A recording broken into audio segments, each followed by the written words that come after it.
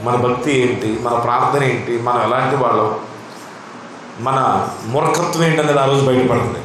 నిజంగా నీ దీపంలో చాలినంత నూనె ఉంటే ఆరిపోకుండా మనిషి కుమారుడు వచ్చిన సమయంలో, పెండ్లి కుమారుడు వచ్చిన సమయంలో పెండ్లి కుమారుడిని కూడా నీవు ఎదుర్కొని ఆ విందులోనికి వెళ్ళే అవకాశం ఉంది. ఒకవేళ ఆ చాలినంత నూనె లేకపోతే పెండ్లి కుమారుడు రాకముందే దీపం ఆరిపోతుంది.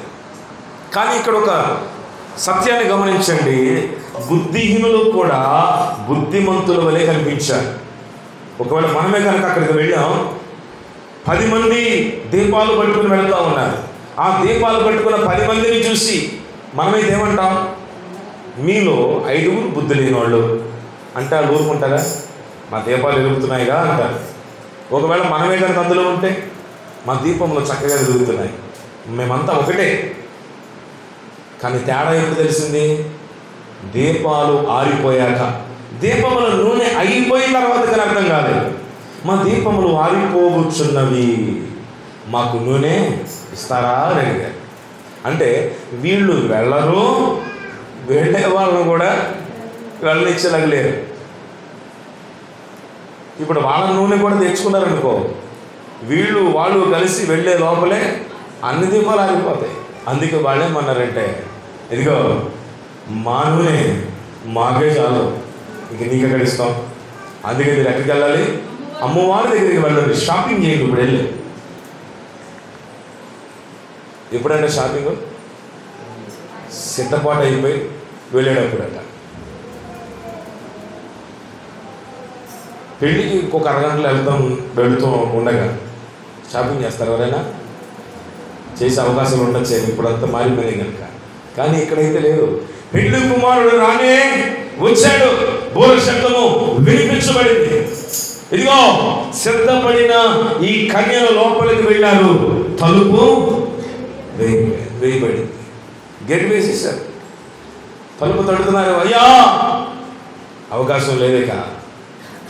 సమయం అయిపోయిన తర్వాత సిద్ధపాటు కలిగితే ఇక లేదు. అంటే సమయంలోనే సిద్ధపాటు కావాలి. సిద్ధపాటు అనేదానికి ఒక సమయం అనేది ఉంది, సిద్ధపడటానికి ఒక సమయం అనేది ఉంది. ఎందుకంటే ప్రభు వచ్చే సమయం మనకు తెలియదు కనుక సిద్ధపాటు అనే దానికి దేవుడు ఒక లిమిట్ పెట్టాడు. ఆ లిమిట్లో, ఆ పరిమితిలో మనం సిద్ధపడి దేవుని రాజ్యం కొరకు ఎదురు చూస్తుంటే ఆయన వచ్చి మనల్ని తీసుకుని వెళ్తాడు, ఆయన వచ్చి మనల్ని కొనిపోతాడు, ఆయన వచ్చి మనల్ని తనతో కూడా ఉండటానికి, విందులో ఆయనతో కలిసి కూర్చొని భోజనం చేయడానికి ప్రభు ఇచ్చే అవకాశాన్ని ఎన్నడూ కూడా కోల్పోవడానికి వీలేదు. స్తోత్రం చెప్దాం. అందుకే చెవిటి చూడండి, ఈ 10 మంది కన్యల్లో 10 మంది వలె, 10 మందిలో మనం కూడా ఒకరి వలె ఏ తేడా కనిపించకుండా దీపాలు చక్కగా వెలిగించుకొని పోతున్నామేమో. కానీ ఈ వెలుగుతున్న దీపం ఎక్కడ దాకా వస్తుంది? చాలినంత నూనె దగ్గర ఉందా? ఒక పరిశీలన చేసుకోవాలి. కావలసినంత పరిశుద్ధాత్మ అభిషేకముతో నీవు నింపబడి, పరిశుద్ధాత్ముడు నూనెకు సాదృశ్యంగా ఉన్నాడు. ఆయన దీపమును వెలిగించగలిగిన వాడు, నీ ఆత్మను వెలిగించగలిగిన వాడు, నిన్ను దీపంగా పెట్టినవాడు. ఈ లోకమంతటిలో కూడా వాక్యమును నువ్వు చేత పట్టుకొని అనేకులకు వెలుగునిచ్చే దీపమై నిలిచి ఉండాలని దేవుడు కోరుతున్నాడు. హల్లెలూయా. ప్రపంచంలో చాలా మంది మూర్ఖత్వంతో, బుద్ధిహీనతతో, చీకటితో బ్రతుకుతున్న వారి మధ్యలో దేవుని వాక్యం ఎరిగిన నీవు, దేవుని వాక్య సత్యాలను ఎరిగిన నీవు హృదయంలో క్రీస్తు ఉంటే నీవు వారి మధ్యలో ఒక దీపానివి, నువ్వు ఒక వెలుగు. అందుకే ఆ వెలుగును, ఆ దీపాన్ని మంచం కింద, కొంచెం కింద పెట్టగా, చెప్పండి ఎక్కడ పెట్టాలి? దీపస్తంభం మీద పెడితే ఇప్పుడు ఆ దీపస్తంభం అనేకులకు వెలుగునిస్తుంది. అలాగే నిన్ను కూడా దేవుడు ఉన్నత స్థితిలో నిలబెట్టబోతున్నాడు. నిన్ను ఒక దీపంగా, ఒక వెలుగుగా ఆయన చేయాలని కోరుతున్నాడు. ప్రభువా, నా ద్వారా అంధకారంలో ఉన్న వారు కొంతమంది వెలుగులోనికి రావాలి, కొందరు వెలిగించబడాలి, వారి కనులు వెలిగించబడాలి, వారి జీవితాలు వెలిగించబడాలి. నిజమైన సత్యమేంటో తెలుసుకుని సత్య మార్గములో నడిచి వెళ్ళాలి. ప్రభువా, అందుకు నన్ను ఒక దీపముగా వెలిగించు, కావలసినంత నూనెను నాలో నింపు ప్రభువా అని ప్రార్థించే వ్యక్తులైతే, ఇంగ్లీష్లో ఒక పాట ఉంది, give me oil in my lamp. అయ్యా, నా దీపానికి కావలసినంత నూనె నాకు దయచే ప్రభువా, కాబట్టి నేను వెలుగుతాను. అనేకులను వెలిగిస్తాను. నేను వెలుగుతూ అనేకులను వెలిగించగలిగే ధన్యత అలా వెలగలంటే పరిశుద్ధాత్మ అభిషేకం నాకు కావాలి ప్రభువా. ఆత్మతో నన్ను సంధించగా ఈ ప్రార్థన నీవు చేయగలిగితే బుద్ధి కలిగిన కన్యల వలె నీ దీపం ఎన్నటికీ ఆరిపోదు. పెళ్లి కుమారుడు వచ్చి గడియ వేసిన, ఆయన వచ్చిన గడియ అయిపోయినా నువ్వు ఆయనతో కూడా ఉండే అవకాశం ఉంటుంది. కారణం నువ్వు బుద్ధి కలిగిన కన్యవలె సిద్ధపడ్డావు. నీ దీపం ఆరిపోలేదు. కావలసినంత నూనె నీవు నింపుకున్నావు. కావలసినంత ఆత్మాభిషేకం నువ్వు కలిగి ఉన్నప్పుడు దేవునితో కూడా కలిసి ఉండే అవకాశం ఉంది. నమ్మితే దేవుని స్తోత్రం చేద్దాం. కాబట్టి మొదటిది ఏమి చెప్పండి? దేవుని రాజ్యం కొరకు సిద్ధపడడం అంటే మొదటిది పరిశుద్ధత అనే వస్త్రంతో నీవు సిద్ధపడాలి. రెండవది కావలసినంత నూనె అభిషేకంతో నీవు సిద్ధపడాలి. హల్లెలూయా. నీ దీపం వెలిగించబడేంత కావలసినంత నూనె నీ దగ్గర కావాలి. ఇది రెండవ పాయింట్. మూడవది ఏంటంటే, మూడవ మాట చెప్పి నేను ముగించేస్తాను. మూడవ విషయం ఏంటంటే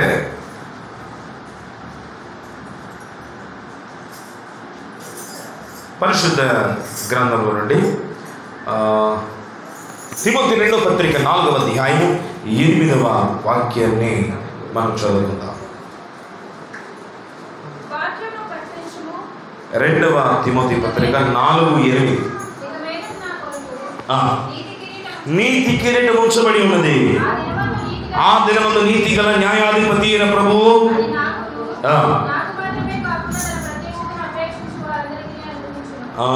నీతి కిరీటం చెప్పండి అందరూ ఒకసారి. ఏ కిరీటం ఇది? నీతి కిరీటం ఎవరికి ఇస్తాడట? ఆయన ప్రత్యక్షత కొరకు ఆపేక్షించు ప్రతి ఒక్కరికి ఆయన అనుగ్రహించబోతున్నాడు. హల్లెలూయా. అంటే ఎదురు చూసేవారికి, ఆపేక్షించే వారికి దేవుడు బహుమానం ఇస్తాడా? ఇవ్వడా? ఖచ్చితంగా ఇస్తాడు. ఆయన బహుమానం ఇవ్వకుండా నిన్ను ఒట్టి చేతులతో పంపివేసే దేవుడు కాదు. ఆయన ఖచ్చితంగా ఇస్తాడు. ఆయన ఖచ్చితంగా ఇస్తాడు. బహుమానాలు కావాలి చాలామందికి.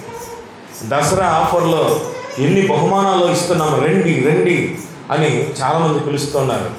మరి మీరందరూ ఈ దసరా ఆఫర్లో ఏం కొనుక్కున్నారో నాకు తెలియదు, కానీ చాలామంది ఫోన్లు కొనుక్కోండి, బళ్ళు కొనుక్కోండి, వాషింగ్ మిషన్ కొనండి, కారు కొనుక్కోండి, మేము గిఫ్ట్ ఇస్తాం అంటున్నారు లేదా? ఫోన్ కొంటే ఒక బాక్స్ ఫ్రీ, లేకపోతే ఫోన్ కొంటే ఒక ప్లాస్టిక్ డబ్బా ఫ్రీ అని చెప్పాడట. దానికి మొత్తం కవర్ వేసి దాని మీద స్టిక్కర్లు వేసి ఒక గిఫ్ట్ ఉంటుందండి దీంట్లో. ఇది ఎవరికీ తెలియదండి, ఇది మీకు ఒక సర్ప్రైజ్ అని అంటున్నాడు. తీరా చూసిన తర్వాత అందులో ఏముంటుంది? ఒక ప్లాస్టిక్ డబ్బా ఉంటుంది. ఇది ఒక 50 రూపాయలు తెచ్చి మన దగ్గర 25,000 తీసుకున్నాడు. అంటే మొత్తం మీద బహుమానం కోరి బహుమతి కోరి వెళ్ళారు కదా. అలాగే ఎవరో ఒక అతను ఒక లాటరీ పెట్టాడట. ఒక 66 గజాలు అమ్మాలని చెప్పి ఆశిస్తే ఎవరో కొనట్లేదని చెప్పి 500 ఇస్తే నా 66 గజాలు మీకు ఉచితంగా రిజిస్ట్రేషన్ చేస్తా. అయితే ఒక చిన్న షరత్ ఏంటంటే, లాటరీ ఒక 4 రోజులు లాటరీ తీసిన తర్వాత ఎంతమంది అయితే వస్తారో అందరిలో ఒక కాగితం మీకు బయట తీసి ఆ పేరు నేను చదువుతాను. ఇదంతా కూడా చాలా జెన్యూన్గా జరుగుతుంది అని చెప్పి మొత్తం మీద వీడియో తీసి పెడుతున్నాడు. మీకు కూడా ఎవరికైనా కావాలని చెప్పి నెంబర్ ఇస్తాను. హైదరాబాద్లో అంట ఎల్బీ నగర్ 66 గజాల స్థలం అంటండి. ఆయన అంటే ఒక బహుమతి వస్తుంది అని ఇప్పుడు చాలామంది ఏం చేస్తున్నారు? పోతే 500 పోతాయి, లేకపోతే 66 గజాల స్థలం వస్తుంది, పోతే పోనీ అంటే ఒక బహుమతి, ఒక బహుమానం వస్తుందో రాదో కానీ ఒక ప్రయత్నం చేద్దాం. ఇది ఈ లోక సంబంధమైనవి కదండి. కానీ పరలోకంలో దేవుడు మన కొరకు సంసిద్ధతతో కలిగిన ప్రజలకు నీతి కిరీటం వస్తుందో రాదో కాదు, ఖచ్చితంగా వస్తుంది. హల్లెలూయా. మీ దసరా ఆఫర్లో చూడండి, మీకు కారు వస్తుంది అని అక్కడ పెడతారు, కానీ ఆ కారు వస్తుందో రాదో మనకు తెలియదు. కానీ ఏం చేస్తారు? ఎలాగో కొనాలి కాబట్టి ఈ షాప్లో కొంటే ఆ కారు వస్తుందో రాదో ప్రయత్నం చేద్దాం అంటే వస్తుందో రాదో అనే బహుమానాల కోసం ప్రయత్నాలు మాత్రం ఎవరో ఆపరు. ఏదో ప్రయత్నం చేయాలనుకుంటారు. నీకు ఖచ్చితంగా నీతి కిరీటం ఉన్నది అని ప్రభు చెప్తుంటే ఈ బహుమానం కొరకు ఎంతమంది ఎదురు చూస్తున్నారు? మరి ఎంతమంది ప్రయాసపడుతున్నారు? నీతి కిరీటం అనే ఈ బహుమానం వస్తుందో రాదో అనేది కాదు, ఖచ్చితంగా నా ప్రభు ఇస్తాడు. హల్లెలూయా. నీతి కిరీటాన్ని వాగ్దానం చేసిన వాడైన, ఆయనను ప్రేమించి ఆయన రాజ్యం కొరకు ఎదురు చూస్తున్న వారందరికీ నీతి గల న్యాయాధిపతి అయిన ప్రభువు అది నాకు మాత్రమే కాకుండా తన ప్రత్యక్షతను అపేక్షించు వారందరికీ అనుగ్రహించబోతున్నాడు. హల్లెలూయా. నీవు సిద్ధపాటు కలిగి ఉంటే, నీవు సిద్ధపాటు కలిగిన మనసుతో ఉంటే, నీ కొరకు దేవుడు ఇదిగో ఒక బహుమానం సిద్ధపరిచాడు. అది ఎన్నడూ కూడా నీవు మర్చిపోవడానికి వీలేదు. దేవుడికి మహిమ కలుగును గాక. అందరి దగ్గరికి స్తోత్రం చెప్పండి.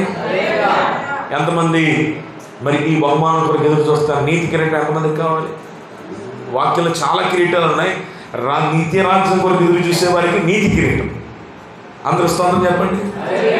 నీతి కిరీటము దయచేసే దేవుడి కొరకు ఆయన వైపు మనం ఎదురు చూస్తూ, ఆయన కార్యాల కొరకు ఎదురు చూస్తూ సంసిద్ధులమైతే దేవుడు అద్భుతమైనటువంటి ఆశీర్వాదాలు మన జీవితంలో ఆయన అనుగ్రహిస్తాడని చెప్పడంలో ఎటువంటి సందేహం లేదు. అందుకే పరిశుద్ధత అనే వస్త్రం కావాలి. రెండవదిగా దీపమును వెలిగించగలిగిన కావలసినంత నూనె మనము కలిగి సిద్ధపాటు కలిగి ముందుకు సాగాలి. అలాగే హెబ్రీ పత్రిక 10వ అధ్యాయం 23 వచ్చిన కూడా ఒకసారి చదువుకుందాం. హెబ్రీ పత్రిక 10:23.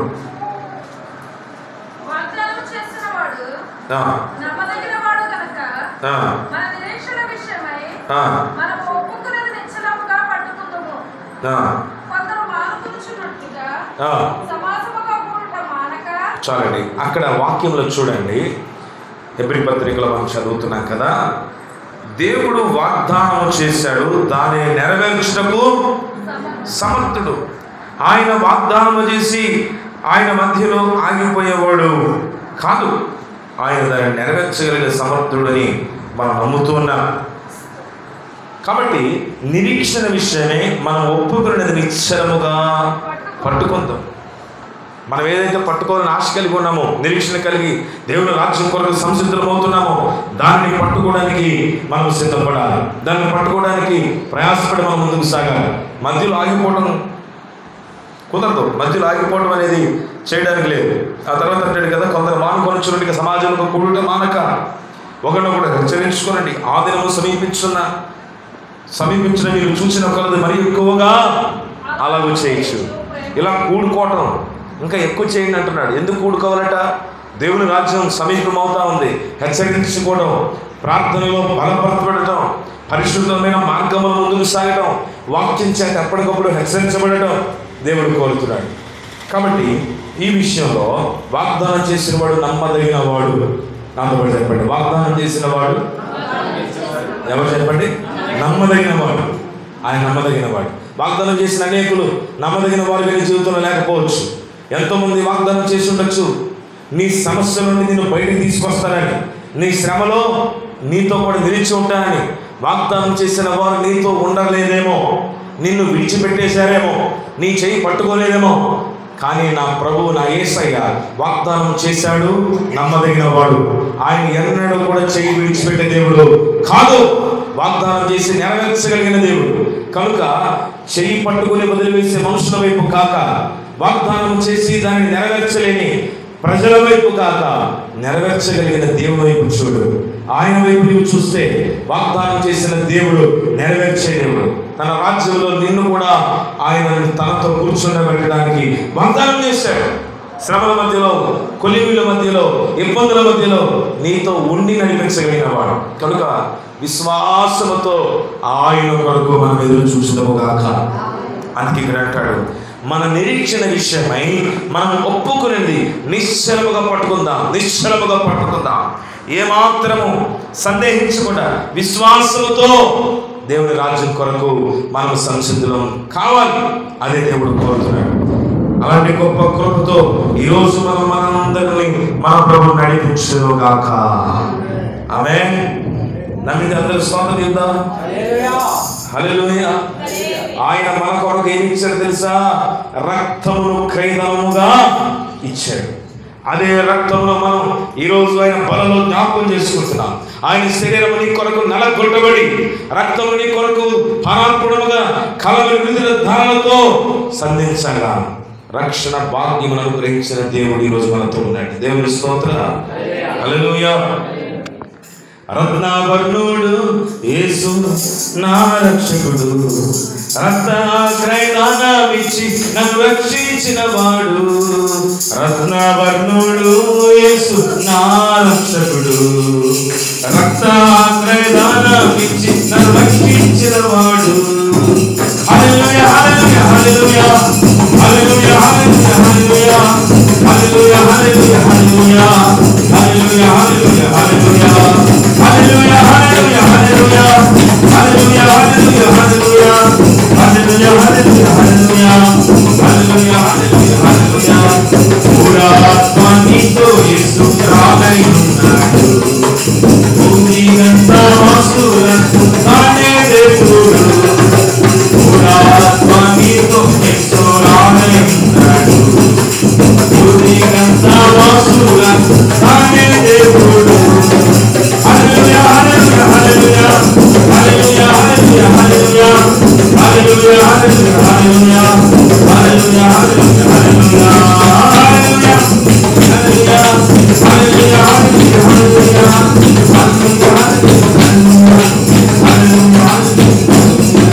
hallelujah. బిగ్గరగా స్తోత్రం చేద్దాం. హల్లెలూయా. అందుకే దేవుడు మన కొరకు సిద్ధపరిచిన వాటిలో దేవుని యొక్క కార్యాలను గుర్తెరిగి ప్రభువా నేను సిద్ధపాటు కలిగి ఉండే అవకాశం నాకు దయచేయి అని దేవుని సన్నిధానంలో ఈరోజు ఎంత పరిశుద్ధత మనలో ఉంది, ఎంతగా మన దీపాలు వెలుగుతున్నాయి. దేవుని రాజ్యం కొరకు సిద్ధపడడానికి చాలా విషయాలు ఉన్నాయి, కానీ సమయం లేదు కనుక ఈ రెండు విషయాల్లో మనం సిద్ధపరచుకుందాం. ఈ రెండు సంగతుల్లో మనం సరి చేసుకుందాం. పరిశుద్ధత ఉంటే దాదాపుగా అంత సెట్ అయినట్టే. కారణం ఏంటంటే పరిశుద్ధత దేవునికి దగ్గర చేస్తుంది మనల్ని. మనం ఎప్పుడైతే పరిశుద్ధమవుతామో అప్పుడు దేవుని చూడగలుగుతాం. హృదయశుద్ధి గలవారు ధన్యులు, వారు దేవుని చూస్తారు. హృదయశుద్ధి కావాలి, పరిశుద్ధత కావాలి, పరిశుద్ధతని వస్త్రాన్ని ధరించుకోవాలి. ఈరోజు దేవుడు ఇచ్చినటువంటి రక్షణను మనం ఎన్నడూ కూడా నిర్లక్ష్యం చేయొద్దు. దేవుని వాక్యాన్ని గుర్తిరిగి ఆయన లేఖనాల్లో మన కొరకు దాచినటువంటి వాగ్దానాలను మన నిత్యము కూడా గుర్తు చేసుకొనొచ్చు ముందుకు సాగుదాం. అట్టి కృప మనందరికీ కూడా దేవుని అనుగ్రహించుగాక. ప్రార్థన చేద్దాం అందరూ కలిసి. ప్రభువా అయ్యా నీ పాదాల చేత ప్రార్థిస్తున్న నాకు సహాయం చేయమని ప్రభు సన్నిధిలో అడగండి అడగండి అడగండి. ప్రతి ఒక్కరు కూడా మొదలుపెట్టండి, స్వరమెత్తి ప్రార్థించండి. దేవుని సన్నిధానంలో ప్రభు ఇచ్చిన అవకాశాలను బట్టి మా దేవా నీకు వందనాలు స్తోత్రములని